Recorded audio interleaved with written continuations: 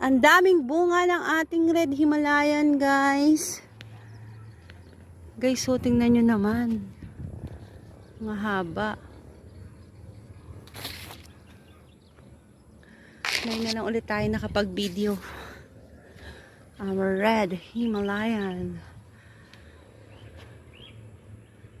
Kala kasi mga Himalayan, dulo-dulo yung kanyang pamumunga eh, oh. Pero ang dami niya ngayon, guys. Look at that, guys. Dahil naputulan ni Daddy RJ, naputulan niya ng mga sanga, naglabasa ng mga bunga. Ang dami, guys, oh. Ang dami eh. Ayan, guys, oh. Naputulan siya, tapos ayan, dami ng bunga. Lumalabas yung mga bunga. Pati dito, guys. O, yan mga nakaputulan, no? Dumami.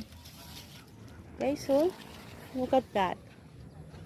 Para na tayong panabit sa Christmas tree. Ayan, guys. Ang dami-dami. Sa mga nagtatanong po ng seedling ng Himalayan, wala pa po tayo. Sold out pa po. Baka po next year. Yan guys, yun mo, napakaliit na sanga pero ang daming Himalayan. Diba guys, ang dami nating bunga ng Himalayan.